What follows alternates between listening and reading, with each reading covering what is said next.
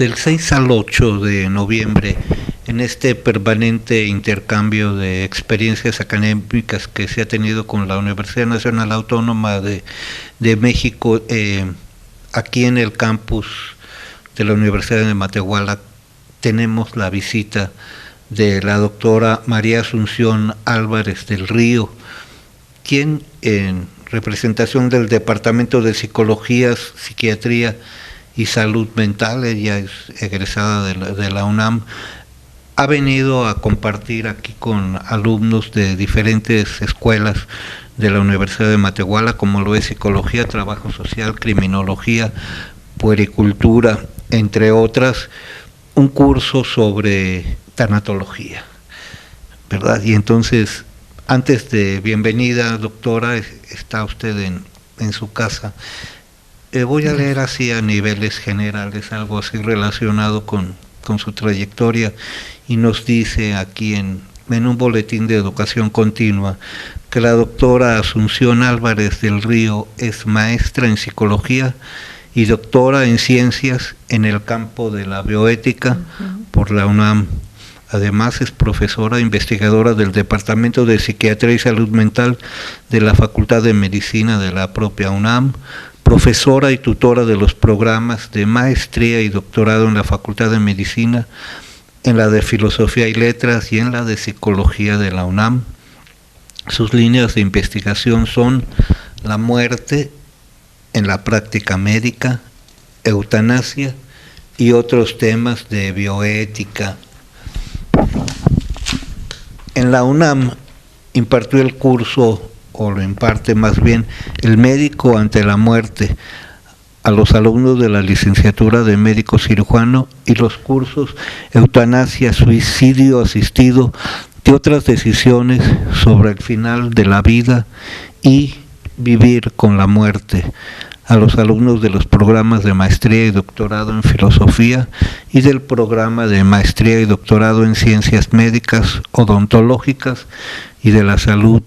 Ha publicado por Conaculta en 98 La eutanasia, en colaboración con Arnoldo Kraus, y es autora de Práctica y Ética de la Eutanasia por el Fondo de Cultura Económica 2005, editora de Eutanasia hacia una muerte digna, Foro Consultivo Científico y Tecnológico y Colegio de Bioética 2008, y editora con Paulina Rivero de El desafío de la bioética, también por el Fondo de Cultura Económica 2009.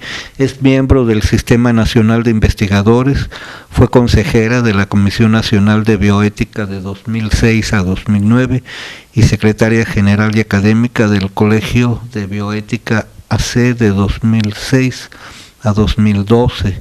De junio a noviembre de 2012 realizó una estancia sabática en la Universidad de Toronto, trabajando en el proyecto Análisis Ético y Legal de las diferentes modalidades de muerte asistida. Y bueno, en estas fechas, bienvenidas, pues está trabajando con nosotros en torno a un tema que pensamos no solo es de interés, doctora, de la comunidad universitaria, sino de cualquier tipo de ciudadano. Bienvenida, si nos puede platicar en torno sobre este taller, por qué lo nombró de la manera en que nos lo está impartiendo, y pues cómo se sintió en este primer encuentro con nosotros. Sí, bueno, en primer lugar, muchas gracias por la invitación, y además quiero decir que sí es un gusto estar participando en esta universidad que desde el principio lo que uno puede sentir es que está hecha con mucho cariño, que la gente está contenta, que está muy bonita, y es un gusto poder colaborar con algo de lo que me ha ocupado. A mí el tema de la muerte me ha preocupado primero muchísimo. Yo me reconocí a mí misma como necesitando una respuesta sobre la muerte, que busqué de manera personal como psicóloga, y que al final de toda una experiencia de trabajo sobre el tema, buscando ayuda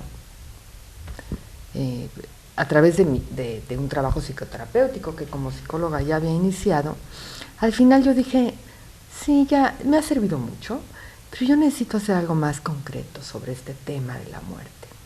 Necesito trabajar con esto y es lo que he venido haciendo desde hace 20 años en la universidad, en la Facultad de Medicina. Me siento muy afortunada también por eso. Y lo que yo empecé a hacer es decir, bueno, esto que a mí me preocupa, cómo se vive ante la muerte, pues las personas que están acercándose como enfermos a ese acontecimiento inevitable, pues han de tener mucho que decir. Y así fue como yo organicé mi primera investigación, en donde había una parte personal de curiosidad, y muy pronto me di cuenta que mi preocupación personal sobre la muerte, sobre qué hacer con la muerte, cómo vivir, era compartida por muchas personas, unas de manera más consciente, pero que en realidad se había instaurado en la sociedad como un silencio y una evitación de la muerte. Yo quería hablar con pacientes sobre su experiencia y la verdad es que fue muy difícil, porque los médicos que me podían referir con pacientes me decían que sí, que qué interesante mi trabajo, pero no había forma, no me podían referir con nadie porque la realidad era que no les habían comunicado bien su situación.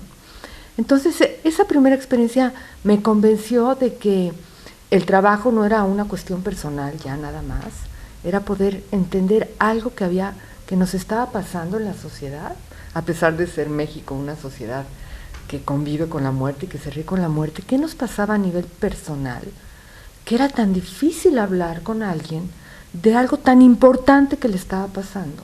¿Cómo era que se fuera a morir, ¿no? Entonces, bueno, así empezó mi trabajo.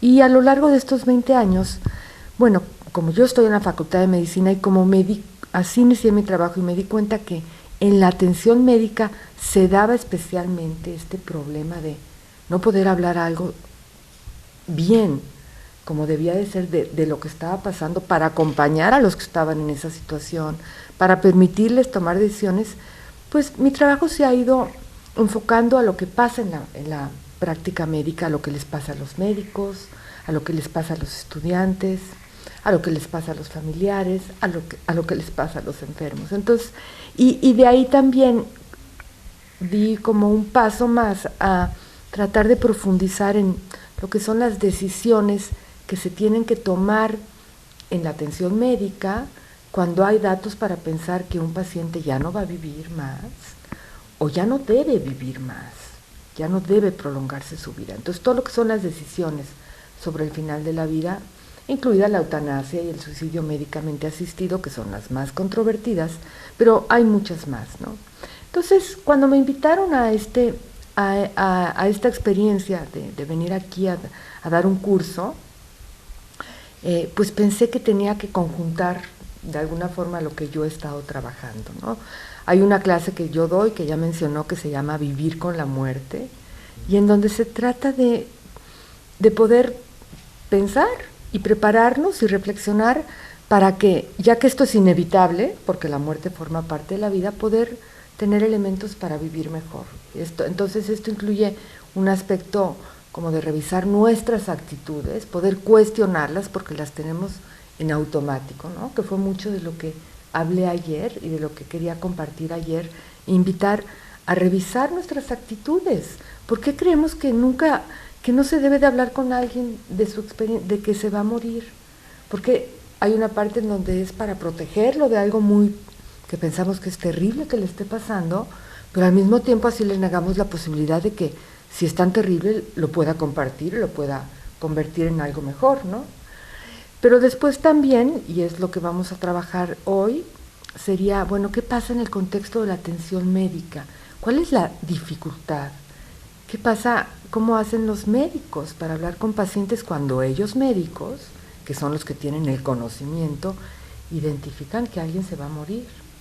Ese conocimiento antes pertenecía a todos, pero con la especialización de la medicina, que ha traído muchas cosas que agradecer, como es poder vivir más y poder vivir bien más tiempo, también ha venido esa especialización. Ahora el conocimiento sobre nuestra muerte paciente lo tiene el médico. ¿Qué hace con eso? ¿Nos lo dice o no nos lo dice? Porque nos pertenece. se refiere a nuestra vida, a nuestro cuerpo, pero el que lo sabe es él.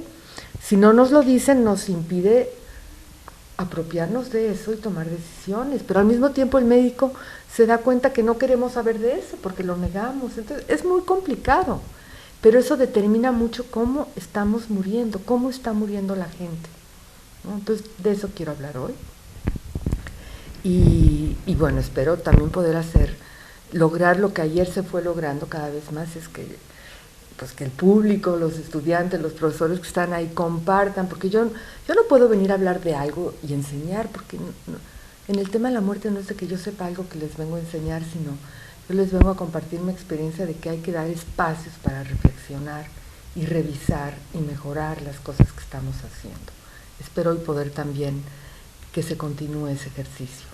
Y mañana finalmente profundizar en las diferentes decisiones que se toman sobre el final de la vida, que van desde dejar de dar un tratamiento que no sirve, ¿no? A veces dejar de dar tratamientos de soporte vital, de los que depende la vida de la persona, como un respirador artificial. Y a veces hay una serie de intervenciones que forman parte de los cuidados paliativos a los que ya no se puede curar, puedan vivir con la mejor calidad hasta su muerte. Hay intervenciones que pueden, de los cuidados paliativos, que están dirigidas a aliviar el sufrimiento o el dolor, que pueden adelantar la muerte. Entonces también son decisiones relacionadas con el final de la vida y que están justificadas, están permitidas en todos los países o en la mayoría de los países. Y después están las decisiones más controvertidas, la eutanasia y el suicidio asistido, en donde una persona consciente dice, a pesar de todo lo que están haciendo para ayudarme, el sufrimiento que tengo hace que yo prefiera morirme y necesito ayuda para hacerlo bien. Entonces, de eso quiero hablar mañana. Cuando habla usted de paliativos, ayer lo manejó, inclusive hubo un comentario de personas que ya lo están estudiando, se está incorporando al trabajo multidisciplinario, este nuevo enfoque de ver a la medicina, pero podemos entender por medicina paliativa, digamos, una búsqueda, una experimentación para volver menos difícil la experiencia, menos dolorosa, más filosófica, se podría decir. Sí, la medicina paliativa empieza por reconocer lo que hemos olvidado. La medicina puede hacer mucho por alargar la vida, pero no va a evitar la muerte, porque no ha cambiado nuestra condición mortal. Y yo creo que está bien que así sea. No sé cómo sería una vida sin muerte, aunque pensemos que sería muy bonita, pero no creo. Entonces es admitir, reconocer cuándo ya no hay que tratar de curar, porque si se sigue curando, se va a añadir más sufrimiento. Entonces es reconocer que a esa persona que no se puede curar, que todavía está viva y que va a estar viva hasta que llega el momento de su muerte, hay muchas cosas por hacer y por ofrecer para que esa vida sea lo mejor posible.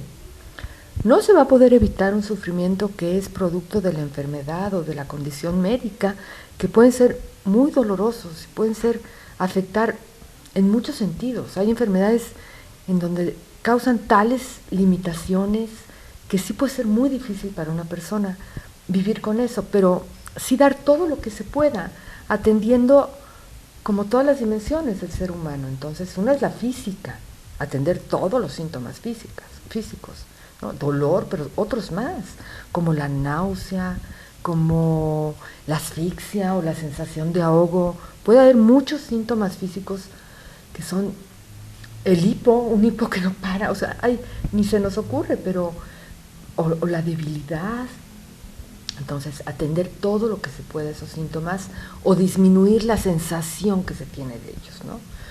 Pero después también está atender la esfera psicológica, porque puede ser que una persona que se confronta con que está en el final de la vida no esté nada preparado para eso. Entonces hay que ayudarle a que lo esté, a que acepte una situación que no se puede cambiar y se puede hacer mucho por él. No se garantiza que se haga, porque también depende de la persona, pero ofrecerle los medios. y después atender la esfera social y familiar.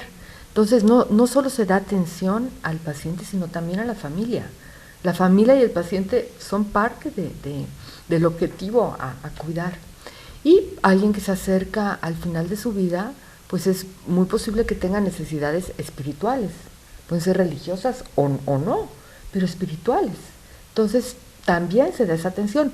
Por eso se habla de un equipo multidisciplinario, porque se necesita pues la expertez o el conocimiento que tiene cada una de las profesiones que se especializan en diferentes áreas del ser humano, ¿no?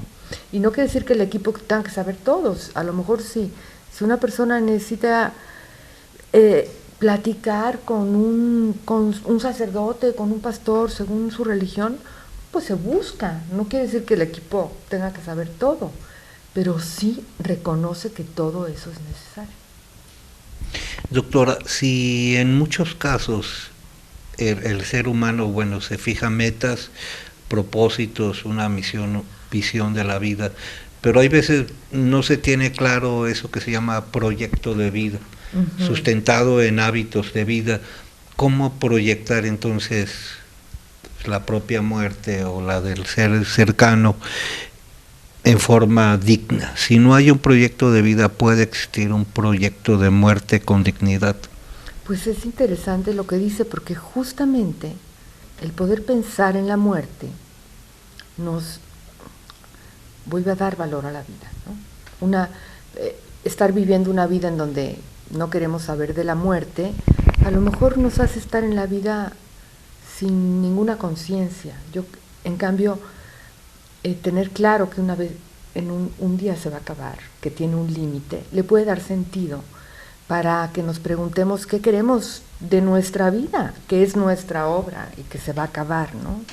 Por eso es muy común que personas que se enfrentan a la cercanía de la muerte y que regresen, si tienen la oportunidad de vencer una enfermedad que pensaban que los iba a llevar a la muerte, digan, ahora sí voy a aprovechar y disfrutar esta vida, porque ahora sí vieron la realidad de la muerte y el sentido de esta vida que se acaba y que tienen que aprovechar.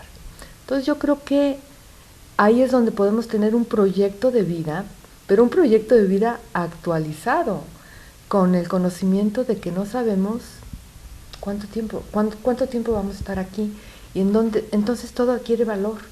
Lo que hacemos, lo que queremos hacer, lo que planeamos, cuidar nuestro cuerpo, que es lo que nos permite estar aquí, y decir, bueno, si nos gusta esta vida, pues hay que ayudar a que estemos lo más posible, ¿no? Si descuidamos completamente nuestro cuerpo, pues estamos apostando aquí, estamos arriesgándonos a irnos antes de lo que quisiéramos, ¿no?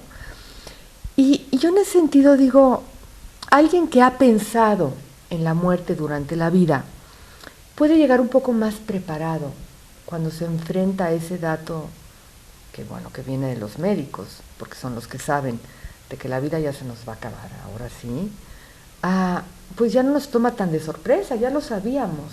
Y entonces ahora lo que vamos a tratar es de aprovechar lo más posible, dentro de lo que nuestra enfermedad lo permita, ese tiempo que nos queda. Y va a ayudar mucho, además, el saber uno que lo que vivió antes, que la vida de antes la aprovechó. Por eso yo realmente creo, es algo que a mí me ha hecho mucho sentido, fue de las cosas que he aprendido trabajando con este tema, es que la mejor manera de prepararse para la muerte es aprovechando la vida, porque llegar a la muerte, si nos damos cuenta, no sabemos si nos vamos a dar cuenta o va a ser repentina, no sabemos, pero si nos toca estar en estas situaciones de darnos cuenta, yo creo que es una gran ayuda podernos decir, pero mi vida me gustó, la usé bien, valió la pena. Por el contrario, debe ser muy angustiante, aunque todavía haya tiempo para hacer algo, decir, ¿qué hice con mi vida? No la aproveché. Por eso sirve saber que nos vamos a morir, porque nos da como el control, eso no lo podemos evitar, pero la vida sí podemos controlarla. Sobre nuestra vida sí tenemos bastante control, no todo. Doctora, ¿por qué si desde hace milenios se sabe que dos verdades absolutas de la existencia son el nacer y el morir. Se puede uno reproducir, crear, crecer, pero bueno, se nace y se muere, y en base a esas dos verdades absolutas pues ha trabajado la ciencia médica, entre otras ciencias. ¿Por qué es tan reciente como ciencia la tanatología y no viene de la mano con la historia de la medicina, si está tan estrechamente relacionada? Y esto me da pie para que nos hable cómo surge como ciencia la tanatología.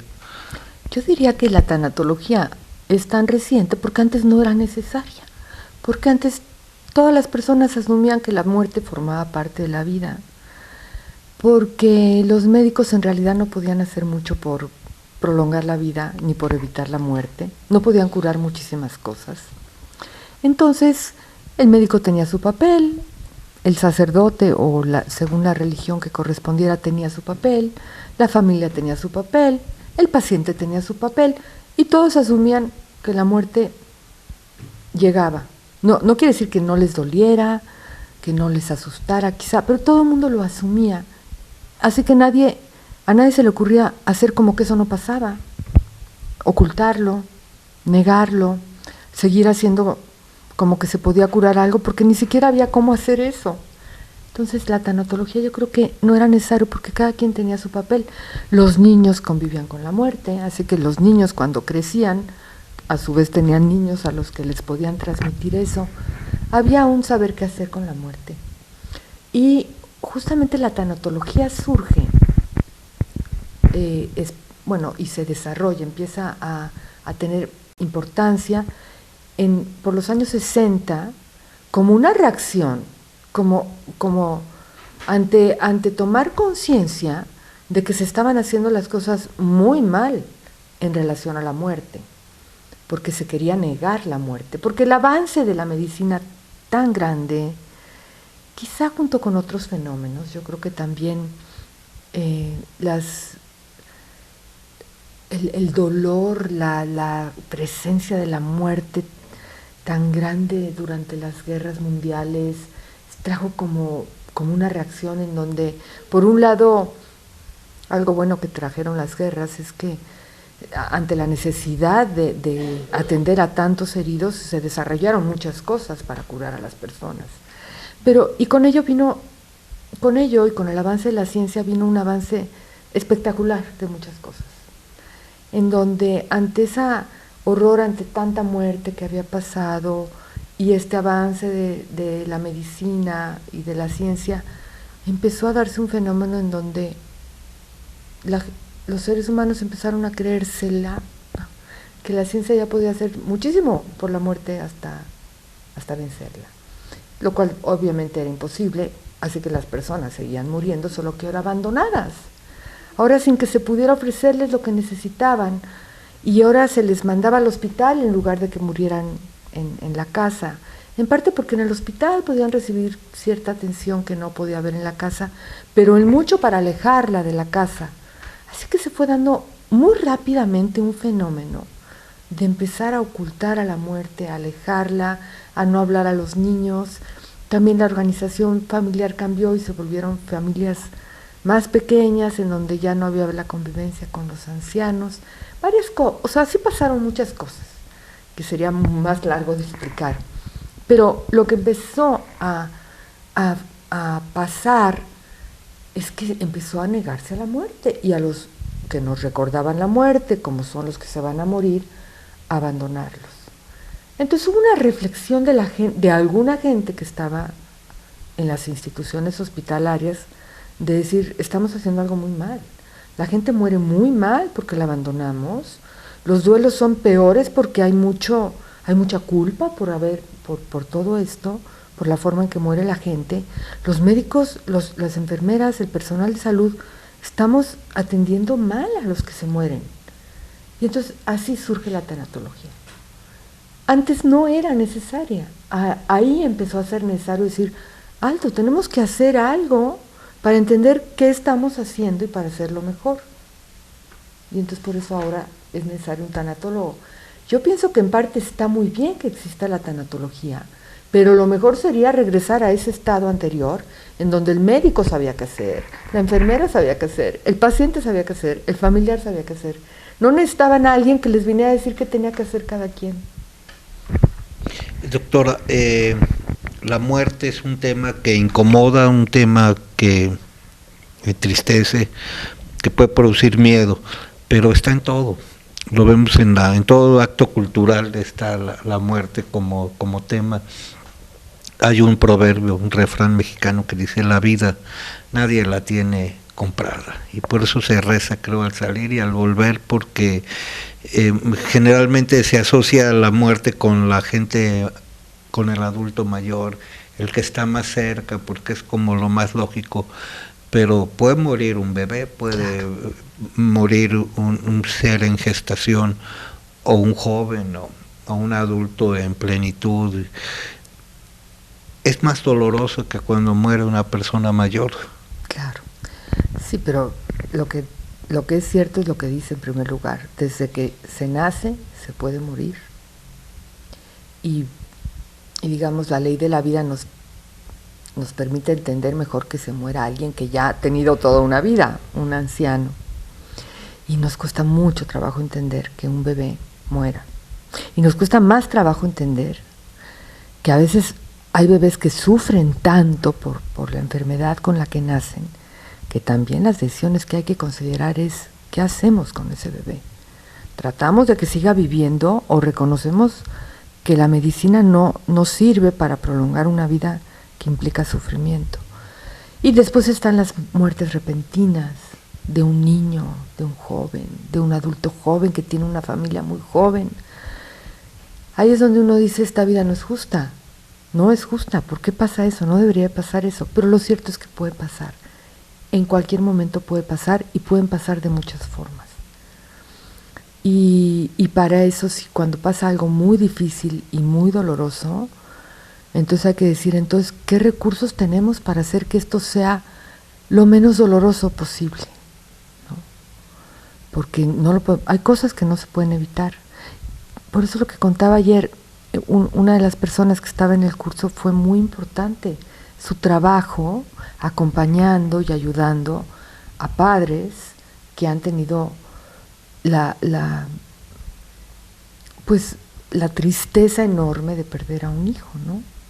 Entonces sí, se necesita que hagamos cosas más especiales para ayudar, porque siempre tenemos la posibilidad de hacer algo por el dolor, algo que sea mejor, algo que ayude a aliviarlo.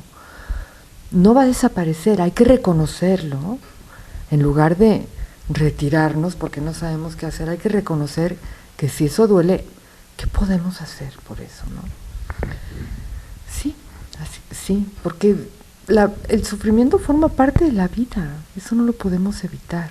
El sufrimiento forma parte de la vida. Y además, si no hubiera sufrimiento, a lo mejor pues tampoco se resaltarían las alegrías. En la vida hay, así como hay vida y hay muerte, hay alegrías y hay sufrimiento, y todo eso se pasa mejor acompañados. Las alegrías se disfrutan más acompañados. Hay un dicho muy bonito que yo no me lo sé bien, porque además me lo contaron en alemán, y en alemán la persona me lo contó, dice que sonaba mejor, pero en esencia lo que quiere decir: las alegrías compartidas se multiplican, y las tristezas compartidas se dividen, se reducen. Y yo creo que es muy cierto. En sí, la muerte no es ni triste ni es feliz, es un ciclo que se cierra. Y se mueren los metales, se mueren los planetas, se muere la madera, pues toda la materia se transforma, pero en el caso del ser humano, que es el que reflexiona, siente y tiene una posición frente a este tipo de cambios, entonces surge este concepto. ¿Cómo le hacen ustedes, los profesionales de este campo del conocimiento, para que este contacto con el dolor, si vamos a llamarlo así, o con este hecho, no les afecte en su desarrollo humano, en su desarrollo familiar, y puedan seguir ayudándonos a los que sí nos afecta, a los que no estamos preparados para este tipo de experiencias? Sí, Primero retomaría algo que acaba de decir. La muerte es un hecho natural y nosotros, los humanos, dependiendo de nuestras experiencias, de nuestras reflexiones, de nuestros recursos, lo hacemos tan terrible o le vemos o le sacamos algo positivo, porque la muerte de alguien también es la oportunidad para detenernos a reflexionar, la proximidad de la muerte de alguien o la muerte de alguien, detenernos a reflexionar sobre lo que ha sido esa vida para nosotros. Por ejemplo, la muerte de alguien cercano para uno es una oportunidad para decir, ¿qué me ha dejado esta vida? ¿Qué le puedo decir? ¿Qué le puedo dar en este tiempo que queda? Y para poder hacer de ese desenlace algo que sea consolador, en lugar de terrible y angustiante. Entonces, de cada muerte podemos hacer que sea lo mejor posible o lo más terrible. Y esto es una gran ventaja porque esto nos da la libertad para decir, podemos hacer algo. Entonces, ¿qué es lo que podemos hacer? Esto a nivel personal y con cada acontecimiento de muerte. Respondiendo a la pregunta, a mí creo que tiene mucho que ver con esta materia que he empezado a dar desde hace unos semestres en la Facultad de Medicina, dirigida a estudiantes de medicina, y que es una materia optativa, y que se llama El médico ante la muerte. Y precisamente el objetivo es, por un lado, darles elementos básicamente de reflexión, porque tampoco puedo venir a darles reglas de qué hacer, sino darles los elementos para que ellos puedan estar atentos a lo que les pasa, a lo que es su responsabilidad ante la proximidad de la muerte de sus futuros pacientes, para que tanto la muerte de sus pacientes y el final de la vida sea lo mejor posible, como para que ellos mismos estén bien, o sea, no tengan que atender a pacientes que se van a morir a costa de ellos estar sobrecargados de emociones que no pueden manejar, ¿no? Entonces, lo que hemos venido haciendo en esta materia es pues organizar una serie de lecturas, ver películas, invito a profesores o invito a personas a que les hablen de su experiencia relacionada con el tema, y poco a poco ellos han podido reflexionar sobre lo que les pasa con la muerte y sobre la responsabilidad que van a tener como médicos con cómo se manejen la atención a pacientes que se van a morir y la gran oportunidad que tienen de poder hacer algo por ellos, ¿no? El simple concepto de entender los cuidados paliativos y decir, cuando ya no se puede curar, no crean que ya se acabó y no crean que es un fracaso. Ahora hay que cambiar el objetivo de curar, a ver ahora cómo vamos a aliviar.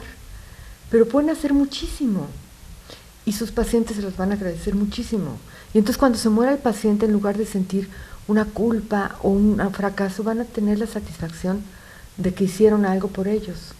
Entonces es como cambiar la perspectiva, es decir, la muerte no es terrible, la vemos terrible, puede ser una oportunidad para hacer algo muy consolador también. Cuando se habla de la muerte, se dice que existe el temor a haber cruzado la existencia y después que todo el mundo se olvide de uno. Creo que un recurso nos lo dictan los clásicos o los hombres de ciencia, que mueren pero dejan una obra que los mantiene presentes en la memoria de las generaciones que le siguen adelante. Pero es algo que hoy día no nos enseñan a prepararnos para dejar una obra clásica que nos permita vivir no sé cuánto tiempo. Se nos sustituye por la fama. El que es famoso nunca muere. La diva o el artista popular, que son así como los que van a permanecer felizmente en la memoria del pueblo, por ejemplo. Pero en el caso de los grandes hombres de ciencia, a menos en México, sus grandes intelectuales, hombres de pensamiento, se les olvida con gran facilidad, a pesar de que no están muertos. Por su obra están vivos Y sin embargo, creo que allí entran los medios de comunicación. Muchas veces yo los veo tan enemistados con la educación en sí, que hacen pensar que la fama cubre eso. El que es famoso permanece, y el que es un don nadie se le olvida, porque ni en su casa lo conoce. Y lo primero que habría que cuestionar es si realmente eso es lo importante. Yo pienso que algo que nos falta en la educación y en la cultura es algo que desde chicos nos enseñe a apropiarnos de nuestra vida, a ser fieles a lo que queremos, a ser fieles a lo que sentimos, a creer en nosotros y a encontrar un sentido en nuestra vida para nosotros. Cuando uno hace eso, pues eso se refleja.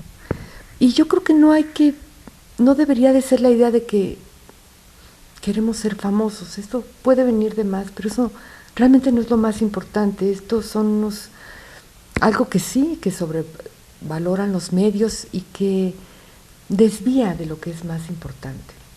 Yo creo que hay que educar a los hijos para que estos hijos crezcan y sean felices. O sea, nos deberían de educar para decir, a ver, y felicidad en el sentido de sentir paz con uno y sentir satisfacción y sentir que uno puede ser, como decía antes, creo que es muy importante, fiel a lo que quiere y a lo que cree.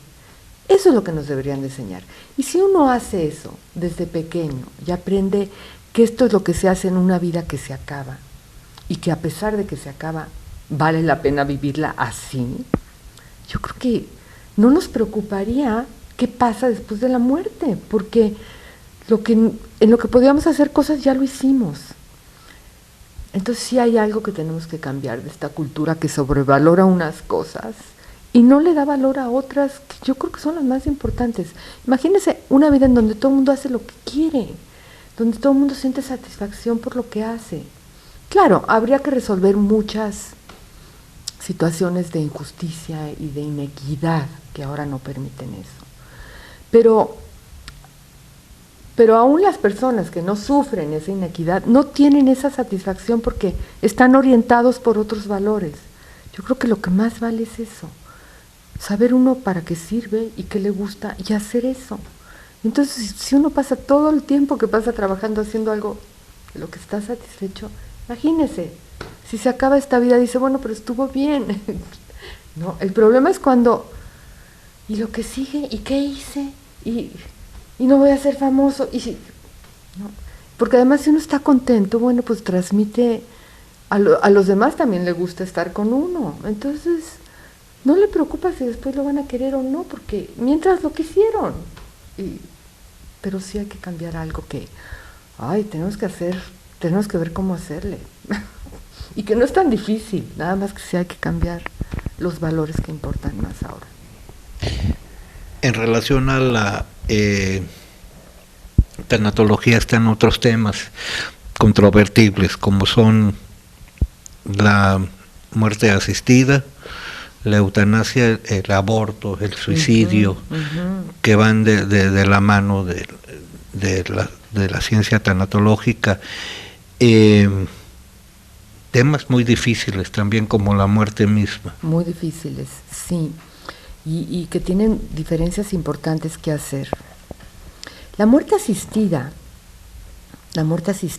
que viene a ser la eutanasia y el suicidio médicamente asistido, y que habría que todavía especificarla más, la muerte médicamente asistida, es una opción de terminación de vida que se da en el contexto de la atención médica, porque se refiere a pacientes muy enfermos o en una condición médica que implica para ellos mucho sufrimiento, que puede ser físico o emocional, porque a lo mejor no tienen dolores físicos, pero se sienten viviendo en una situación que les resulta muy indigna, porque ya no pueden valerse por sí mismos, lo cual a unos no les importa y a otros sí.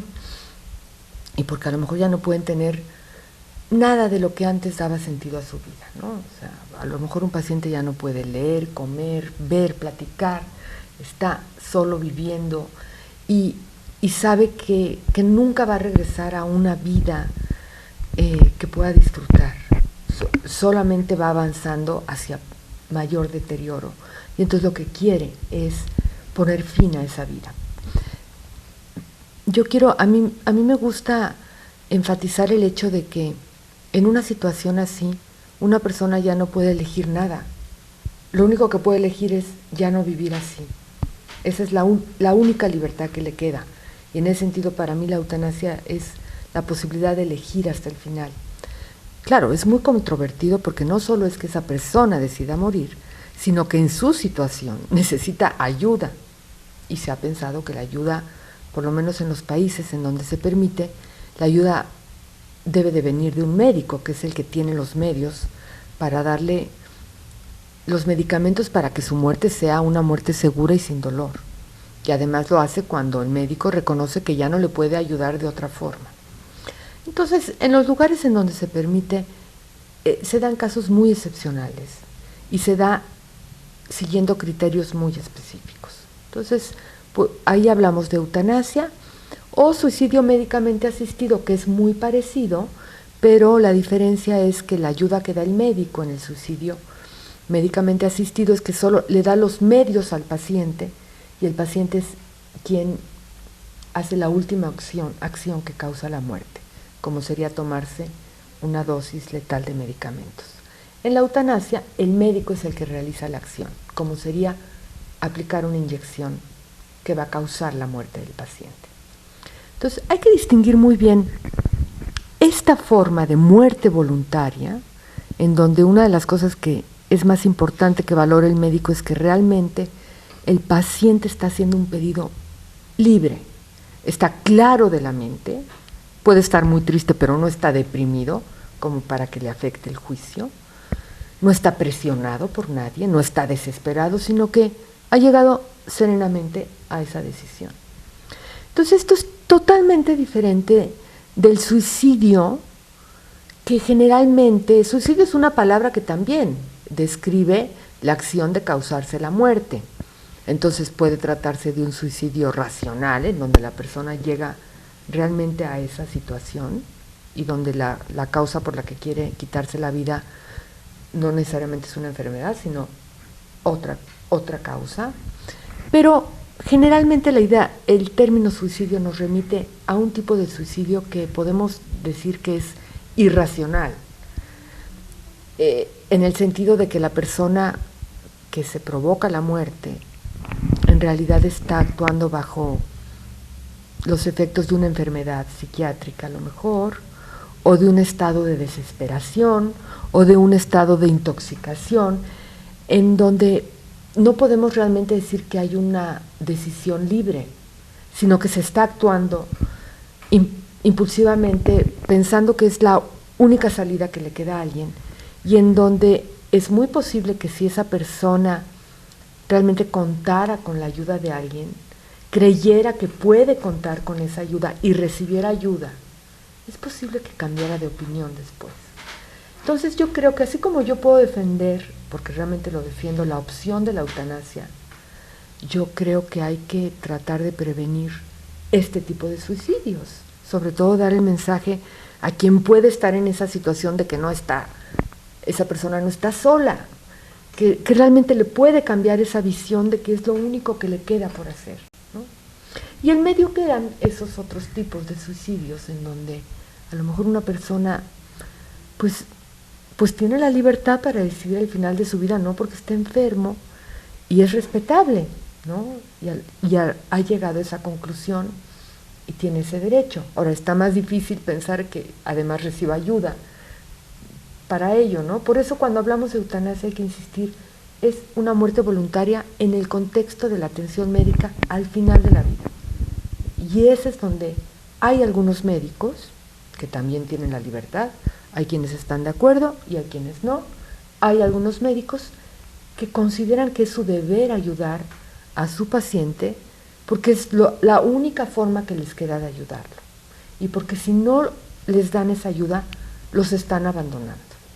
Pero bueno, en México nos queda mucho por discutir, pero para empezar, por entender de qué se trata, porque la eutanasia es una palabra muy cargada de muchas cosas y para mucha gente le suena como algo horrible, porque también los medios y porque también algunas instituciones religiosas se han encargado de satanizarla. Entonces yo por eso creo que tenemos que primero entender qué es, y para mí es esa libertad que queda cuando ya no se puede elegir otra cosa porque la enfermedad nos ha quitado la posibilidad de elegir. Bien, doctora, para concluir esta charla que podríamos prolongar durante horas porque es un tema que da para mucho, y en términos de muerte digna, muerte con dignidad, y en base a la experiencia que usted ha tenido como psicóloga, como profesionista en el ambiente clínico, pues ¿qué nos puede sugerir a los seres humanos comunes y corrientes para, si la muerte, si la vida no está comprada, para estar listos para bien morir? Yo me incluyo entre los seres comunes y corrientes, así empezó toda mi investigación. Inclúyame a mí, por favor. Y lo que yo encontré, reflexionando y trabajando, es bien sencillo, y ya es bien sencillo. Yo lo que recomiendo es vivir apropiándonos de nuestra vida, responsabilizándonos de nuestra vida, que no se nos olvide que nos vamos a morir, no para estar pensando todo el tiempo, pero que no se nos olvide, porque eso nos hace aprovechar cada momento que tenemos de vida. Y eso va a hacer que cuando lleguemos allá, a la cercanía de la muerte, si nos damos cuenta, quizá estemos tristes porque se acaba, pero estemos satisfechos. Y podamos transmitir a nuestros familiares y a nuestros médicos que aunque nos des tristeza que se está acabando, queremos saber la verdad. Porque solamente si sabemos la verdad sobre lo que nos está pasando, vamos a poder seguir eligiendo dentro de lo que se puede elegir, ¿no? Entonces vamos a poder decir, si me queda esto de vida, no lo voy a desperdiciar. Si estar en un hospital no me va a cambiar nada, a lo mejor quiero estar en mi casa, aunque no me pueda ni mover, pero en mi casa, que me gusta, con la gente. Entonces, ser libres, yo creo que saber la verdad realmente nos da libertad. Estar engañados nos quita. Entonces, transmitir, porque muchas veces los médicos y los familiares no saben qué hacer porque ven a los pacientes aterrados, entonces creen que mejor se lo ocultamos. No, yo creo que hay que transmitir. No nos gustaría seguir, pero prefiero saber la verdad. Yo creo que esos son buenos consejeros toda la vida. Apropiarnos, vivir y estar del lado de la verdad, ¿no? Por eso ocultar la muerte, negar la muerte nos pone del lado de la mentira, porque la muerte está ahí. Y además yo también creo que mientras menos miedo tengamos de las cosas, también somos más libres. Cuando tenemos miedo nos estamos limitando en muchas cosas. Entonces, ¿qué nos da miedo a la muerte? A ver, ¿qué es lo que nos da miedo a la muerte? Poder hablar de eso, poder reflexionar en eso, poder propiciar que se den las conversaciones de eso. Porque la verdad es que todos compartimos esas preguntas, solo que nunca encontramos dónde compartirlas. Y a todos nos pasa lo mismo, solo que no nos lo decimos. En un sentido es muy fácil, en otro sentido hay que crear esos espacios. Pero bueno, espero responder. Creo que vivir bien es la mejor manera de prepararse para una muerte digna. Y todos estos conocimientos, puntos de vista que nos comparten, tienen estrecha relación con algo que usted estudió que se llama bioética. Ajá. ¿Verdad? Algo que suena también nuevo para el ciudadano del siglo XXI. Pues sí, la bioética está en construcción, yo diría, es un campo de estudio que surge por los años 70, es multidisciplinario y lo que busca es dar respuestas éticas para decir qué es lo que está bien y qué es lo que está mal sobre problemas que algunos son nuevos porque surgen con los avances de las ciencias de la vida, ¿no? Entonces hay preguntas nuevas que nunca se habían planteado porque no había con qué hacerlas.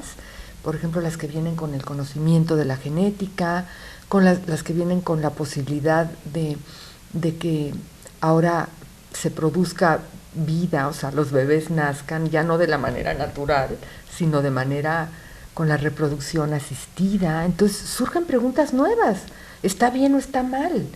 O el mismo tema de la clonación, ¿está bien o está mal? Pues no hay esas respuestas porque no se había planteado eso antes. Ahora, también es un tema de la bioética, son temas de la bioética, algunos que son tan viejos como la eutanasia y el aborto, pero que ahora se pueden responder con nuevos conocimientos que surgen con los avances de la ciencia. Entonces, todo esto son temas de la bioética. La bioética, pero está en construcción y yo insisto porque ni siquiera hay un acuerdo en la definición de bioética. Según la formación de la persona que está implicada en ese estudio, puede influir su respuesta, ¿no? Así que un filósofo que se dedica a la bioética ve la bioética como una especialidad de la ética, pero un biólogo pues lo ve más como algo que la ética aporta, el conocimiento de la biología. Y en realidad es un poco de todo. En realidad lo que sí hemos reconocido, creo, es que ahora hay que resolver estos problemas no con la perspectiva que me da mi profesión y lo que yo con mi formación veo, sino pudiendo sumar la perspectiva de todos, porque así sí tenemos un conocimiento mucho más amplio y vamos a poder responder mejor, que es la gran novedad de la bioética también. Ya no es solo lo que ve el filósofo, el médico, el científico en su laboratorio, el psicólogo, el antropólogo, es lo que vemos todos, porque estamos dando respuestas sobre un problema que interesa a los humanos, en donde todo esto está implicado.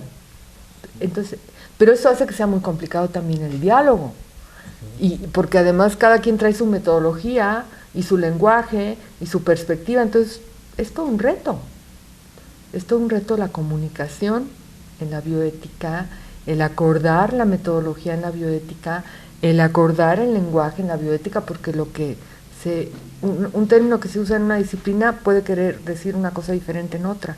Entonces todos esos son retos de la bioética, pero claro, es fascinante, porque se trata de dar respuestas a veces sobre preguntas que parecen que no hay una solución y a veces no la hay.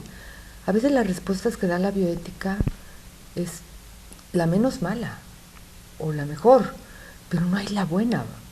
Por ejemplo, el tema de los trasplantes, cómo asignar órganos que son escasos.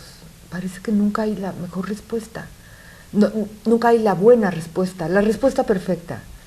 Hay a lo mejor la mejor, pero son temas muy difíciles y además en sociedades plurales, en donde los valores son diferentes, en donde hay diferentes... Es muy difícil, ¿no? En el tema del aborto, la eutanasia, eso pasa todo el tiempo. Desde la perspectiva de alguien algo puede estar claramente incorrecto y desde la de otro claramente correcto. ¿Cómo nos ponemos de acuerdo? Es muy difícil, pero de eso se trata y hay que encontrar respuestas en las que podamos llegar a un acuerdo a pesar de que sigamos viendo las cosas diferentes. Sí, eso hace la bioética, eso tratamos de hacer. Bien, pues agradecemos mucho este tiempo que la doctora María Asunción Álvarez del Río nos ha compartido y a nombre de alumnos, coordinadores de carrera, catedráticos, autoridades y también del personal de Reactiva, pues le agradecemos esta disposición a platicar de algo tan importante, tan interesante y dejamos la puerta abierta para futuras experiencias porque creo que usted va a dejar varias semillas de inquietud sembradas en las personas que tenemos la fortuna de asistir a su curso y a través de este tipo de información y de conocimientos pues prepararnos para la vida y también para la muerte.